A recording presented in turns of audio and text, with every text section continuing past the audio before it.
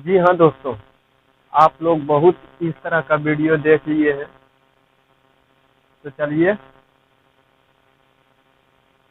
ये सब वीडियो अगर कि आप पूरा देख चुके हैं तो चलिए कुछ पढ़ाई के भी वीडियो देख लीजिए। तो चलिए आज स्टार्ट करते हैं आपका पसंदीदा चैप्टर एवरेज यानी कि औसत। देखिए औसत में क्या है, ये औसत का थ्योरी मैं आज बताऊंगा।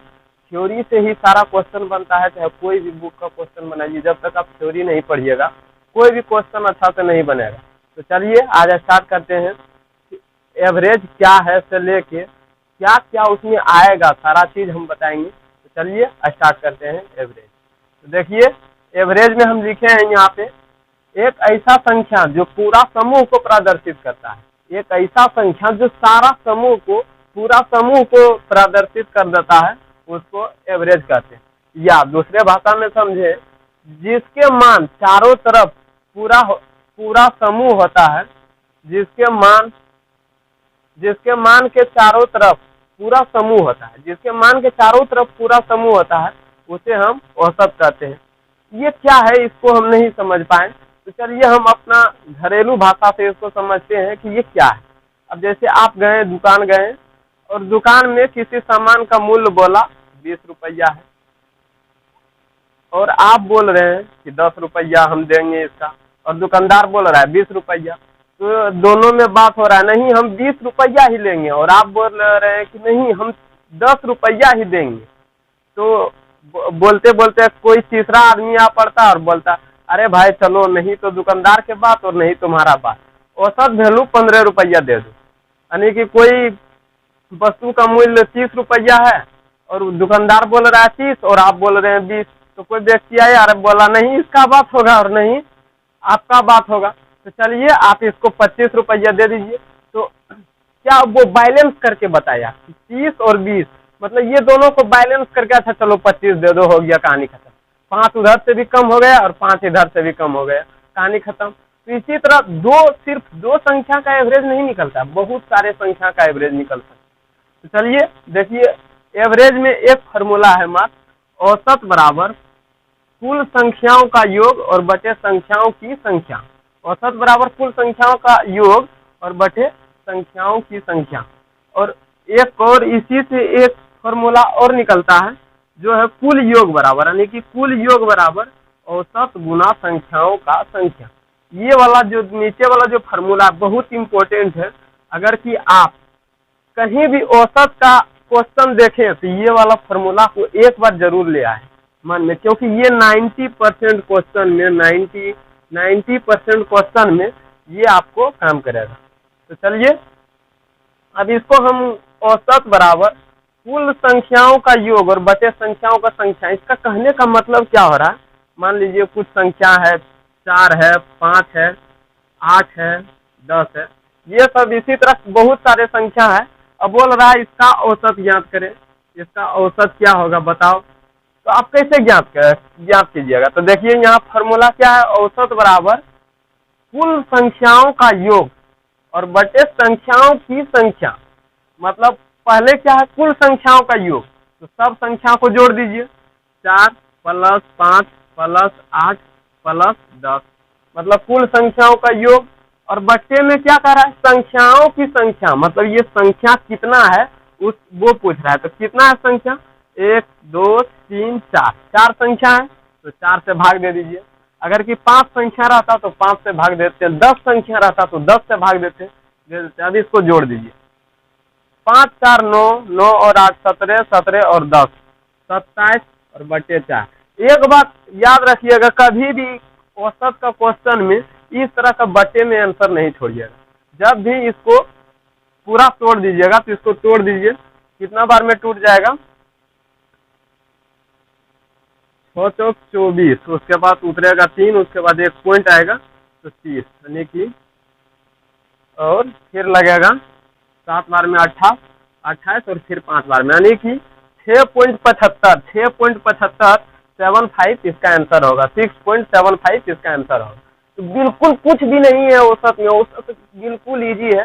तो चलिए चलते हैं नेक्स्ट पॉइंट के। तुमको इतनी दम लगानी है कि तुम वो करके दिखाओ जो तुम हमेशा से करना चाहते थे। अरे हम सब इंसान ही तो हैं, जब कोई दूसरा कर सकता है तो तुम क्यों नहीं कर सकते। चलिए ये हमारा अगला पॉइंट। एवरेज में मात्र 3 तरह से क्वेश्चन को पूछा जाता है। एवरेज में मात्र 3 तरह से क्वेश्चन पूछा जाता है। वो एक नंबर में संख्या पर आधारित प्रश्न, जिसमें कि संख्या दे के और क्वेश्चन पूछते हैं। और दूसरा नंबर है शब्दों पर आधारित प्रश्न, लिख के और क्वेश्चन को पूछते हैं। और तीसरा नंबर है क्रमागत संख्या पर आधारित प्रश्न, जैसे कि 20 क्रमागत सम संख्याओं का औसत, 5 क्रमागत विषम संख्याओं का औसत, इस प्रकार से क्रमागत संख्याओं पर आधारित प्रश्न पूछते हैं। तो देखिए हमारा ये दोनों बहुत इम्पोर्टेंट है। ये ज्यादा इम्पोर्टेंट नहीं है, लेकिन ये दोनों को पहले समझने के लिए संख्या पर आधारित क्वेश्चन को समझना पड़ेगा। तो चलिए देखते हैं। एक नंबर पहले बताएंगे कि संख्या पर आधारित प्रश्न किस तरह से पूछता है और क्या क्या इसमें हो सकता है। उसके बाद दूसरा नंबर का बताएंगे शब्दों पर आधारित प्रश्न। उसके बाद बताएंगे कि कर्मा। मैं पढ़ूंगा, कोशिश करूंगा, जिंदगी में आगे बढ़ूंगा लगातार, क्योंकि रफ्तार से बढ़ना जीत नहीं, लगातार बढ़ते रहना ही जीत होती है। तो चलिए संख्या पर आधारित प्रश्न को समझाने के लिए दो क्वेश्चन लेके आया हूँ। ये दोनों बनाइए। देखिए इसी तरह से संख्या पे आधारित क्वेश्चन पूछेंगे, नहीं होगा तो एक दो क्वेश्चन और मैं इसी पे बता दूंगा। तो चलिए अभी देखते हैं। यहाँ पे क्वेश्चन नंबर 1 में बोल रहा है 5, 7, 18, 25 और 23 दे दिया है। अब इसका औसत पूछ रहा है। औसत क्या होगा ये पूछ रहा है। तो औसत बराबर क्या होता है, संख्याओं का योग और बटे संख्याओं की संख्या, संख्या का योग और बटे संख्याओं की संख्या।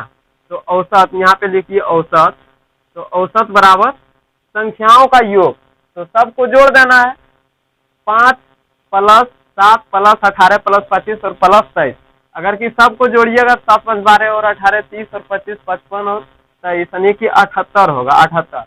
और संख्याओं का संख्या कितना होगा, तो संख्या का संख्या कितना है 1 2 3 4 5, यानी कि 5 संख्या है। यहाँ पे 5 से भाग दे दीजिएगा।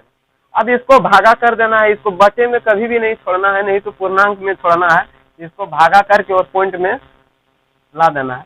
तो देखिए यहाँ पे होगा 1 बार में लगेगा, उसके बाद फिर 5 बार में लगेगा और फिर पॉइंट, फिर 6 बार में लगेगा, यानी कि 15.6 इसका आंसर होगा। 15.6 इसका आंसर हो जाएगा। तो चलिए इसी प्रकार दूसरा क्वेश्चन समझते हैं। दूसरा क्वेश्चन में क्या बोल रहा। तो दूसरा क्वेश्चन में 398, 397, 405, 411, 417, 491, 483 दे दिया है। अब इसका औसत पूछ रहा है। तो सेम जिस तरह इसको बनाए, ऊपर वाला क्वेश्चन को बनाए, सेम उसी तरह अगला क्वेश्चन के बनाएंगे। जितना भी इस तरह की संख्या वाला क्वेश्चन देगा सबको इसी प्रकार से बनाएंगे। लेकिन यहाँ पे एक प्रॉब्लम है कि हमारा एग्जाम में समय देता है बहुत कम, और इसको जोड़ते जोड़ते हमारा समय उतना निकल जाएगा। तो इसको ट्रिक से कैसे बनाए, तो चलिए इसको ट्रिक से बनाने के लिए सीखते हैं। तो सबसे पहले देखिए यहाँ 398, 397, 405, 411, 417, 391, यानी कि यहाँ पे कुछ कॉमन संख्या ऐसा चूज कर लेना है जिसके कि अगल बगल मतलब उससे कुछ ज्यादा हो और उससे कुछ कम। जैसे कि हम एक संख्या चुन लेते हैं 400 हम संख्या चुन लेते हैं। कुछ भी संख्या चुनिएगा तो यहाँ तक आप सोच के चुनिएगा कि पूरा 0 में हो, और ताकि हमको जोड़ने में इजी हो। तो देखिए हम 400 चुने। अब देखिए 400 से कुछ संख्या ज्यादा है और कुछ संख्या कम है। तो वही देखना है कि कौन कौन संख्या कितना कितना कम है और कितना कितना ज्यादा है। जो संख्या आप चूज कीजिएगा, आप मतलब कोई भी संख्या ले सकते हैं। सिर्फ उससे क्या होना चाहिए, तो कुछ संख्या बड़ा होना चाहिए और कुछ संख्या छोटा होना चाहिए। तो हम 400 चुने। तो देखिए एक नंबर वाला संख्या को देख रहे हैं, तो यहाँ 2 कम है। 400 से क्या है 2 कम है, तो हम यहाँ पे 2 माइनस में लिख देंगे, -2। उसके बाद दूसरा संख्या को देखें, यहाँ 3 कम है, इसीलिए यहाँ पे लिख रहे हैं -3। उसके बाद तीसरा संख्या को देखें, तो तीसरा संख्या क्या है 400 से 5 ज्यादा है, तो यहाँ पे लिख देते हैं +5। उसके बाद चौथा नंबर संख्या को देखें, यहाँ पे 400 और ये है 411, यानी कि 11 ज्यादा है, यहाँ पे लिखेंगे +11। ये 17 ज्यादा है तो यहाँ पे लिखेंगे +17। यहाँ पे क्या है, मतलब कम है, कितना कम है तो 9 कम है, 400 से 9 कम है तो यहाँ पे लिखेंगे -9। और यहाँ पे इसको देखिए तो ये 17 कम है तो यहाँ पे लिखेंगे -17। और क्या कितना संख्या है वो देखिए, 1 2 3 4 5 6 7, यानी कि 7 संख्या है। यहाँ पे हम 7 बटे में 7 लिख देंगे। अगर कि यहाँ पे हम 401 चुनते हैं तो यहाँ पे 401 से घटाते तो यहाँ पे हो जाता कितना, 3 कम होता। पहला संख्या 3 कम होता, फिर दूसरा संख्या 4 कम होता। इस तरह से हम बताते। तो देखिए अब इसको जोड़ने और घटाने में बिल्कुल इजी हो जाएगा। देखिए यहाँ 17 से 17 कट जाएगा, उसके बाद यहाँ 5 है और ये दोनों -5 होगा जुड़ के, तो ये और ये कट गया। अब यहाँ पे बचा +11 और -9, तो ये दोनों घट के क्या बचेगा, 400 और प्लस यहाँ 11 में से 9 चल जाएगा तो बचेगा 2 और बटे में 7। अब इसको भिन्न का जोड़ कर दीजिए, ये सिंपल बन जाएगा। देखिए इसको भिन्न का जोड़ कर दीजिए, यहाँ हो जाएगा 2800 और +2, उसके बाद फिर हो जाएगा 7। तो इसको जोड़िएगा तो कितना हो जाएगा, 28 02 और बचे 7। अब इसको पूरा भागा दे दीजिए, तो भागा दीजिए तो कितना बार में लगेगा, तो 4 बार में लग जाएगा। उसके बाद फिर 0 आएगा, भागा नहीं लगेगा तो फिर 0, और फिर भागा नहीं लगा तो फिर 0, उसके बाद पॉइंट बैठा दीजिए, उसके बाद पॉइंट 21 देगा तो यहाँ पे होगा 21। तो 21 नहीं होगा, यहाँ पे 2 बार में ही लगेगा, उसके बाद फिर 8 बार में लगेगा, यानी कि कुछ इतना हमारा आंसर आएगा। तो देखिए इस तरह अगर कि बड़ा संख्या दे के क्वेश्चन को पूछे तो आपको इस तरह से बनाना है।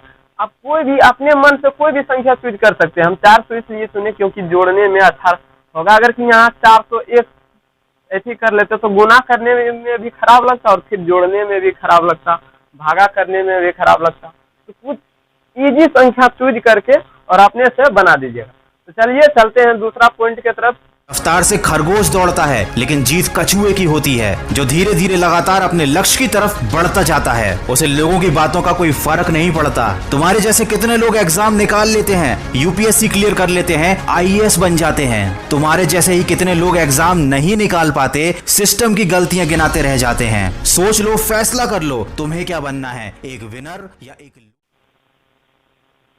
तो चलिए इसी तरह से आप मोटिवेटेड रहिए और चलिए वही इसी संख्या पर आधारित प्रश्न पे ही एक और क्वेश्चन लेके आए हैं। तो चलिए इस क्वेश्चन को समझिए। ये वाला क्वेश्चन किस तरह से बनेगा। यहाँ पे क्वेश्चन दिया है 5 3 और यहाँ पे x 12 4 की औसत 6 है। औसत दे दिया, औसत 6 है तो x का मान ज्ञात करें। तो औसत यहाँ पे हमारा दे दिया है 6 है, लेकिन एक संख्या को गायब कर दिया है। तो क्या हुआ, ये संख्या कहाँ से आया, ये सब का औसत निकला तभी तो ये 6 आया। तो औसत निकाला कैसे जाता है, संख्या पूरा संख्या का जोड़ और बचे संख्याओं की संख्या। तो देखिए सबको जोड़िए तो कितना होगा, 5 3 8 8 और ये x तो जुटेगा नहीं, 5 3 8 8 और 12 होगा 20 20 और 4 24 24 और फिर x तो जुटा, x को जोड़ दीजिए और फिर बटे में कितना आ जाएगा, संख्याओं की संख्या। तो कितना, 1 2 3 4 और 5 यानी कि 5। ये सब जुड़ के और जब भागा लगा तब हमारा कितना आया, 6 आया। तो यहाँ पे बराबर में 6 लिख दीजिए। तो अब देखिए ये इधर क्या चीज में है, भागा में है तो इधर जाएगा तो गुना में हो जाएगा। तो देखिए 24 और प्लस 1 बराबर क्या होगा, इधर गुना में भागा में जाएगा तो 30 हो जाएगा। और फिर ये इधर प्लस में है तो इधर जाएगा तो होगा माइनस में, यानी कि x बराबर इधर 24 घटेगा तो हमारा 6, यानी कि यहाँ पे संख्या क्या होगा, 6 होगा। तो चलिए अब दो ठो जो इसका पार्ट बचा है वो हम नेक्स्ट वीडियो में बताएंगे। तब तक अपना मोटिवेटेड रहिए और हमारा पूरा वीडियो देखिए, आपको बिल्कुल समझ में आएगा।